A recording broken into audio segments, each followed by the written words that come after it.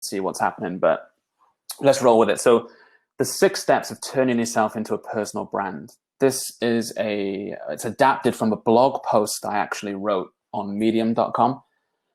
Huge return for me, huge blog post for me. Got a lot of people using the Better Marketing publication, got a lot of people interested in personal branding, and this kind of simplified it. So, without further ado, let's get into it. So step 1 is to find a constant theme of what people think about you. So this is an image of Julius Caesar. What's interesting about this is that Julius Caesar used to employ someone that followed him around and would whisper in his ear and say, "You're just a man. You're just a man." Because his head was filled with so much, so many good comments. Everyone wanted to.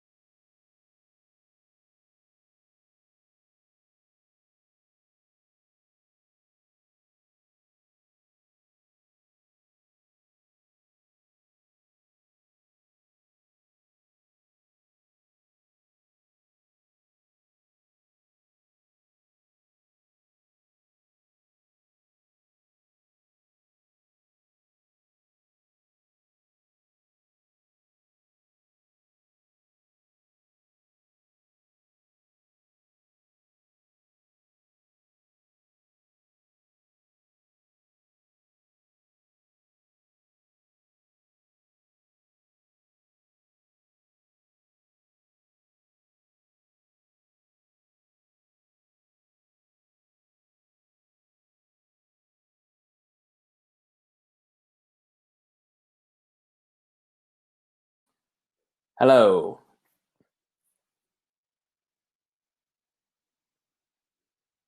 So I've come back. It says it's frozen. A lot of people saying it's frozen. Russ says his brand's all about leaving you wanting more. That's hilarious. Ronnie, yes, I am back.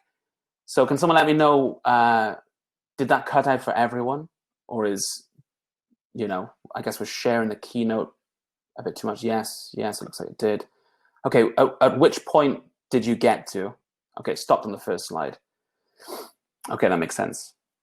So I think that was an issue with Keynote. Was my audio and visual good? Could you hear it? Okay, nothing. Okay, what about now? Good. Someone says good. Okay. And everyone can see that? Great. I'm going to keep this open like this, just so we can kind of cover it. Awesome. Well, thanks for everyone for sticking with me. Technical issues, but we're here. So we'll cheers to 2021. So the first thing I was saying was, and if you can just let me know with like a yes, I can hear you. The first thing I was saying was step 1 is to find a constant theme of what people think about you. So Julius Caesar, he used to employ someone that said, "You're just a man, you're just a man." So he would walk through the streets and people would compliment him. And essentially, he would whisper in his ear and say, "You're just a man," to ground him. Now, let's see, Merriman says there's an echo, but it's better now. Okay, great. So you actually want to ignore that advice. To be a personal brand, you need to amplify what the current aspects of your personality already are. So you need to elevate yourself above just being a man or a woman. So if you imagine that your potential fans are here, if you're a personal brand that's on the level with those people, there's no emphasis or importance based on you. There's nothing to follow or aspire to. There's nothing to appreciate because you've kind of kept on that same level.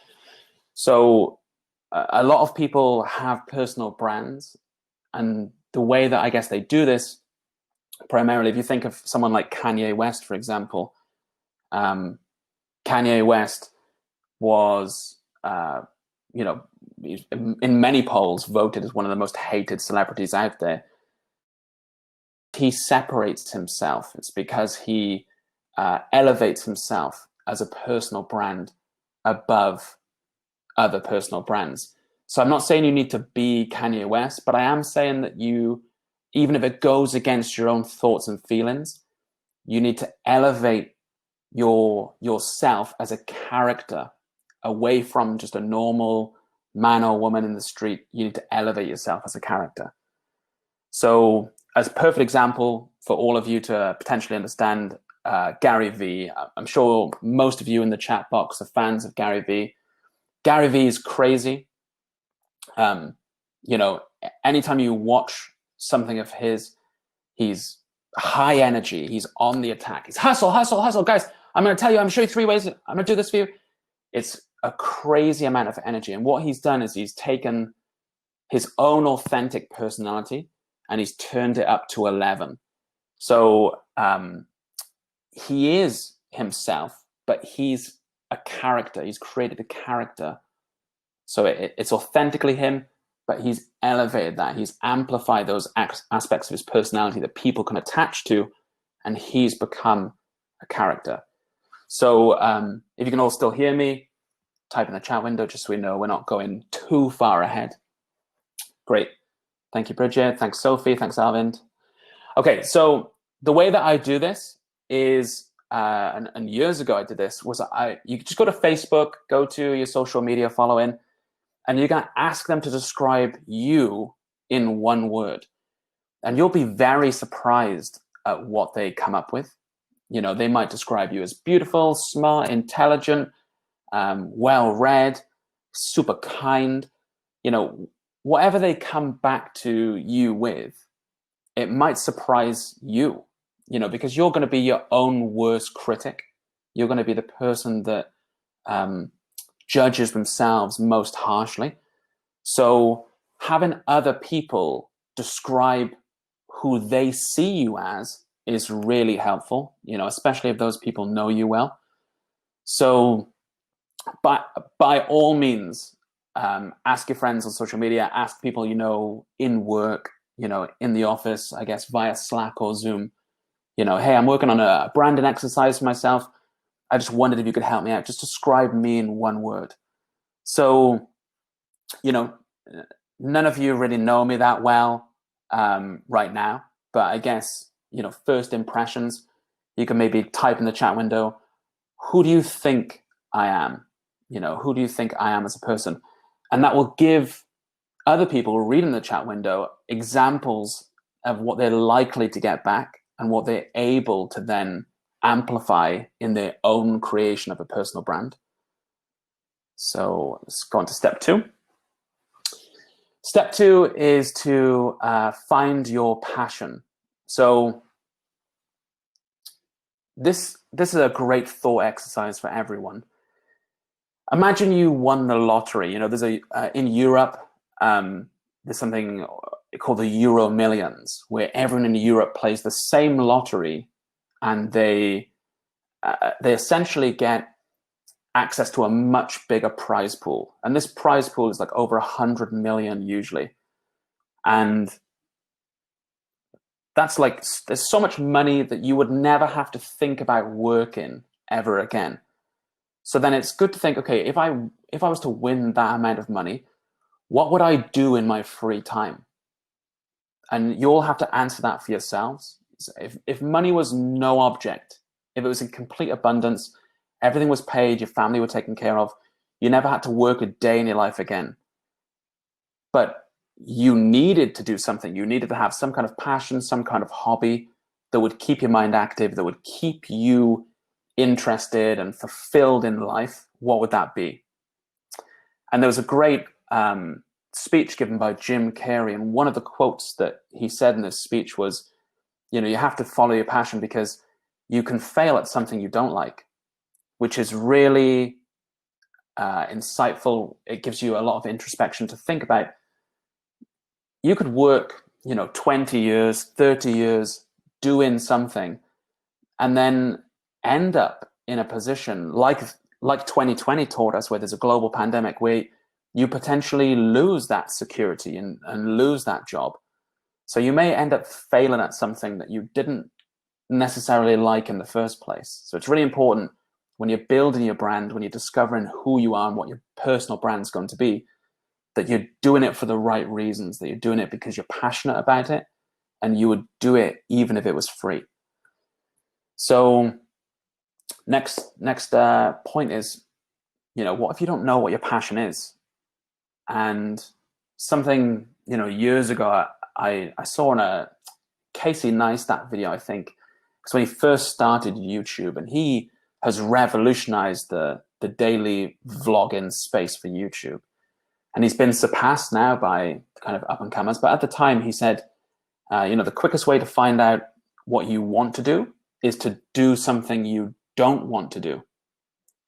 So if you work a job that you hate, you'll constantly daydream about the things that you actually do want to do, or the things that you do on weekends, or the things that you do after hours. And that's your passion. Everyone follow me so far? Let's go back to the chat window just so we can see. Thank you so much to everyone, by the way, for attending this. This is, incredible for me.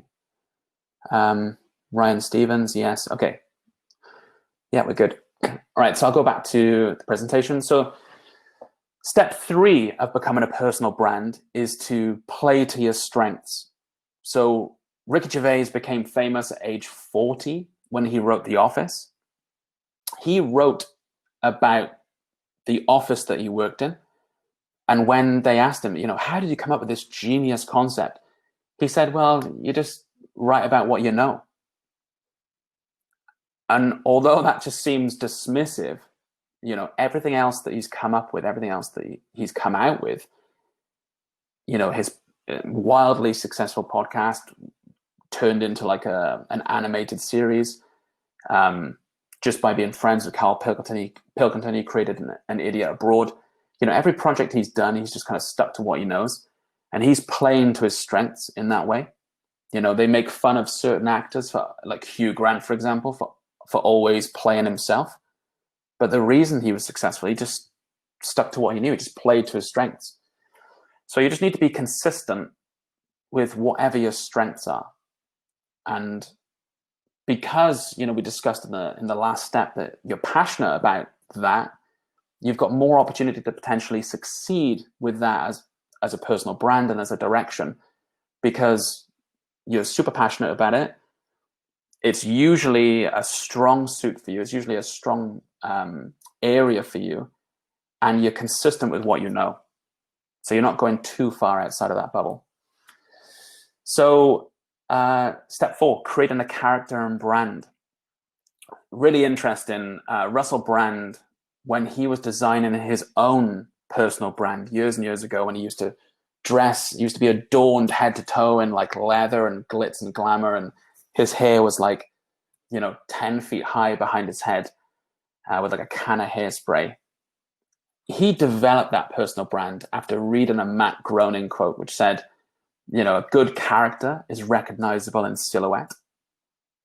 And years and years ago, when I was creating a personal brand, I thought about the exact same thing. How would I be recognizable in silhouette?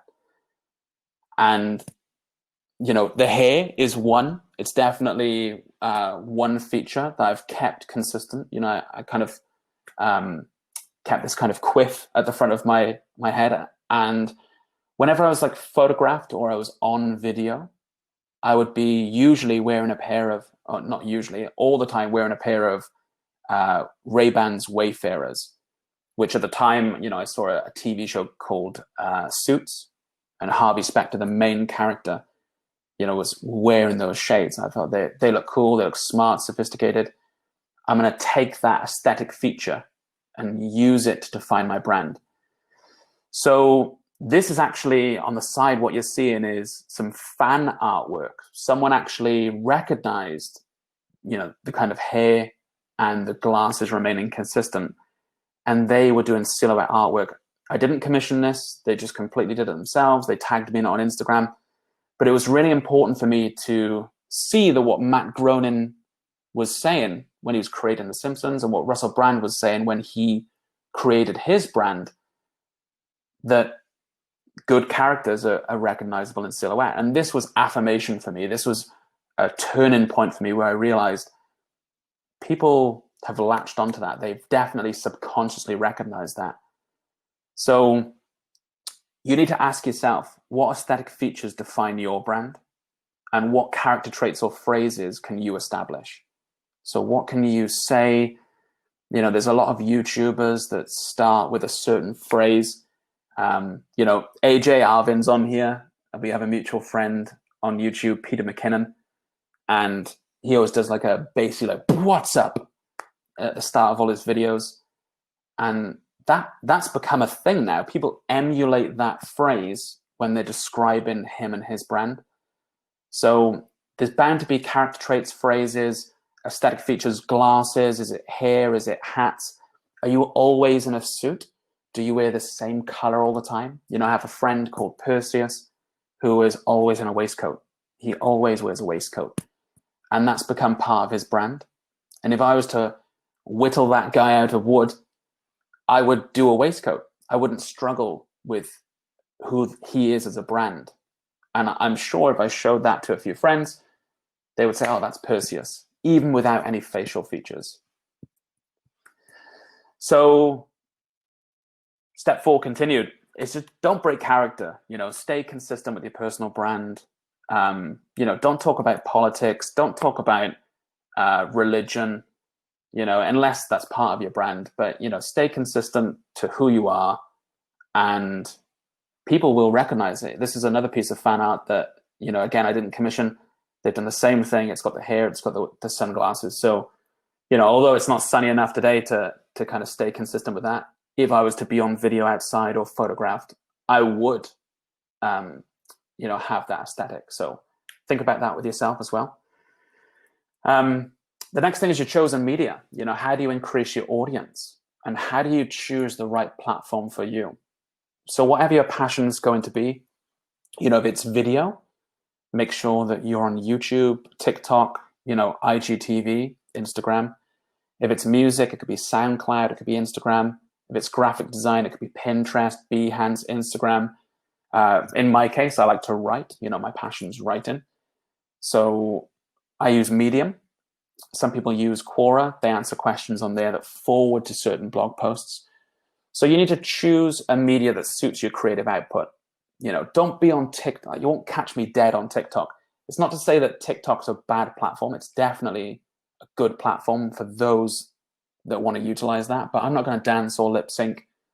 It's not my passion. It's not who I am. So I don't have a TikTok profile. And I see that as a mistake with a lot of people. They have 10 social profiles and their friend says, wow, you need to get on TikTok. You'll be huge on TikTok. You know, everyone's getting big on there. And it could be that you're a chef and that you don't really have a need for TikTok. You write recipes, you have a local bakery that you want to promote, but you've got no need for it. So don't stretch yourself too thin. One of the keys to increasing an audience is just to focus on the one that suits you best. So I have an email list, which I will leave at the end of this talk if anyone wants to join. It's free advice. But I concentrate on growing my email list and growing my blog audience because that's what a writer should do. So I tend not to focus on the other areas. And step 6, the final step in becoming a personal brand, is monetizing that brand. So how do you make money from your passion? Don't be too quick to monetize something. There's a Henry Ford quote. It's, if money is your hope for independence, you'll never have it. The only true value a man can have is a wealth of knowledge, ability, and experience. And it's one of my favorite quotes because you should concentrate on happiness first and the money will come after. I know that sounds crazy and I'm not going to tell you to visualize the secret. In terms of practicality, you want to eventually monetize your audience. But when you've got 12 fans or 100 fans, there's no point in selling them anything. You'll just be disappointed with the sales figures. So don't worry about that to begin with. You know, there's a famous kind of response to that. When someone becomes an overnight success, they say, yeah, I'm a 5-year overnight success. And that should be your goal. Your goal should be to build your brand over the next 5 years. I know that seems like a lot, and you can monetize certain things along the way. You know, I get paid for my blog readership on Medium, and Medium pays me a certain percentage. But you don't necessarily have to charge your audience to begin with. There's a thing called the freemium model, where, you know, YouTube is a perfect example of this. YouTubers give away their knowledge, their ability, their experience, their videos for free. And what happens is YouTube as a platform, because the audience rushes in, they pay a percentage, 50% of the ad revenue to that creator for that information on the platform. So, in my view, what I'll be doing to monetize my own personal brand is putting a couple of years into writing. And hopefully, Penguin or HarperCollins or another publisher will come along and say, wow, we've been following your blog for the last couple of years. We'd love to offer you a book deal. And that will be where I monetize my audience. That'll be the point where I say, hey, everyone, I've got this book. I'd love you to go and buy it. If you've had any value from me, from my writing over the years, from the free advice that I've given, please go and support my debut book release. So don't be too quick to monetize your audience.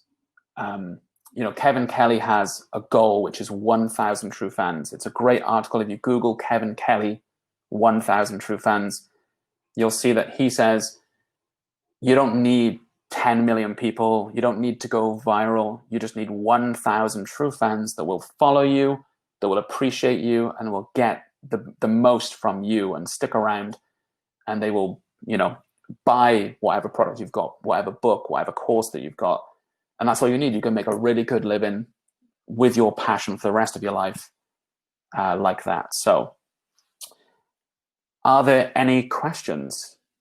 I know it's kind of fast paced. We only had a certain time slot, but I am available.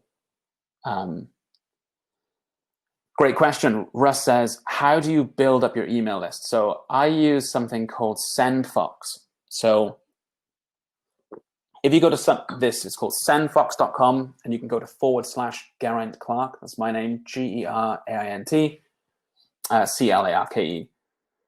I'll put that in the window if anyone wants to subscribe. So sendfox.com is free. You can go onto there. It's free for creators, and you can start to build an email list. And they give you a page like this. So you create this page. I created this one myself. Super easy. And all you have to do is start putting that in your social media, start putting that in your email signature, sending it to your friends, text it to your friends, send it on WhatsApp to your friends, and you'll start to grow your email list. For people that follow me on Medium, for my blog, or on LinkedIn, this is also a link that they can click. And yeah, from Instagram, I have something called Shorby, which is really cool. It's basically like a links website. So you can put everything you're interested in, all the links to your email list, to book a coaching call. People can buy you a coffee to say thanks. So when they click this one link in my Instagram bio, this thing moves. It's called a pop feature. And you can see that just shakes every couple seconds. And it says, join my personal email list. So that's probably the number one way that you can start to grow. Russ says, can you put that at the end of a Medium article? Yes, you can. Medium has just changed their rules. Medium now allows you to put those links at the bottom of your Medium article, although I wouldn't if I was you. I put mine in my bio. The reason being, it's like when you go through Google and you search things, you'll see now they put snippets at the top. Ryan says, what's the link site called again? The link site's called Shorby. So it's SHOR.BY. I'll put that link in. If you scroll to the bottom of the Shorby link right here, you can you can actually click the word Shorby right at the bottom, and it'll take you through to set up a profile. And it gives me like a little kickback then if you guys decide to do it. Or you can use the free one if you want. So yeah, when you shop on Instagram or when you shop on Facebook, Facebook doesn't promote YouTube videos in their feed a lot because it takes you to a separate platform. Whereas when you're shopping on Facebook or Instagram and you click a link, it doesn't open up Safari on your iPhone. It opens up a browser within Instagram for you to complete the purchase because they want to keep you on that platform. So, when it comes to putting things at the bottom of your Medium articles, I would say probably don't, because Medium wants to keep people on that platform and they potentially may penalize you for sending people elsewhere. Matt Davis says, in step 1, you mentioned looking at how others see/describe you. How much value comes from leaning into this preconception versus trying to build a new brand? It depends on whether they're right or not, Matt. If some people are delusional and they've got this grandiose expectation of what their new brand's going to be, and you can play a character if you're an actor or if you're a stand-up comedian, but when it comes to being consistent for the rest of your life, you don't want to tie yourself into something that isn't naturally you. So, and that comes down to, like, imagine if you're famous and you've been the same character for 20 years and someone spots you at a bar and they're a huge fan of your character and they come over to you to say hello and you can't keep that up, you can't be consistent, they're going to leave disappointed because they're not who you thought or who they thought you were. So it's a great way to just ask your audience first who they think you are before going that way. Christine says, tons of great tips and insights to grow. Thanks so much, Geraint. Thanks, Christine. Thanks for joining. I really appreciate it. Does anyone have any other questions that I can answer for you? If not, I just want to thank you for coming. Like I said, it's a quick session. I appreciate Momentum 2021. Sorry for the technical issues at the beginning, but we got over it.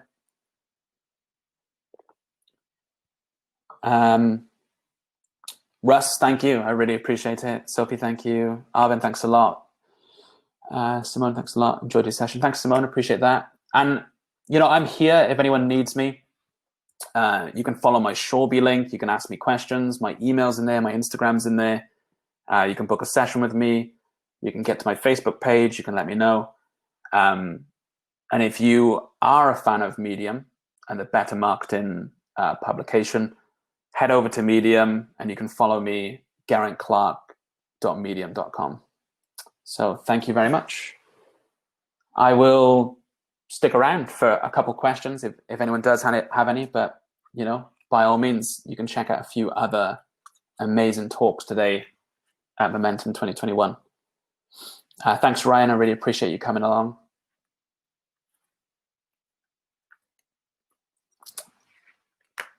Let's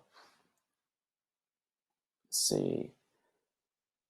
If anyone wants any practical examples as well, I'm more than happy to jump on and share anything with you. Megan Elizabeth Clark, this was someone I've just followed on Medium. They were given a talk previously. So, check those out too. But this is my Medium link. If anyone wants to read any articles, they're all free on there. So Russ says, you said Better Marketing on Medium. Is that your publication? It's not my publication. It's just a publication I write for quite a lot. I'm a marketing consultant by day. So I love to write about the campaigns and the results and things that work and things that don't work.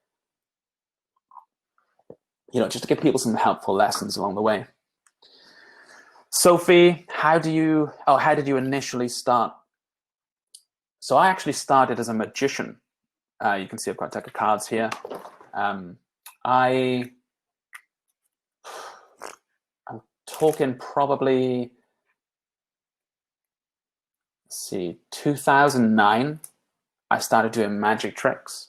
I worked at gigs and weddings and events, and I would publish magic tricks and the methods to magic tricks online.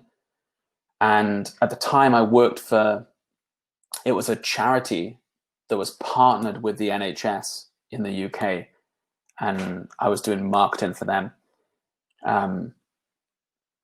So yeah, I mean, I went to university, studied interactive media, ended up working for someone who was doing affiliate marketing at the time, learned a lot about affiliate marketing, learned a lot about black hat SEO techniques, which are now banned. And then from that, found the right way to do things, started working for a couple, really big companies in the UK. And eventually then, started working for myself a couple of years ago. So let's see, 2018, I think, is when I started my limited company. Takes a lot of time, It takes a lot of time to start. So are there any other questions? Potentially people have joined and actually missed the talk. So this says it's recording. So we do have that for you. So don't worry, I'm sure we can get that recording out to anyone who's missed it. Anyone else in attendance? Any questions? Building an email list. Any questions on? You can give me a specific example if you've got a brand that you want me to take a look at, or you've got a plan that you want me to take a look at.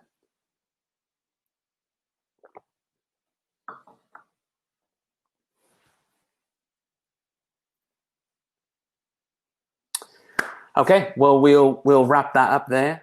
Thank you so much. I'm gonna end this session now. Please check out the other people in attendance, and I really appreciate your time. So thank you so much, and hopefully we'll get to do one of these again.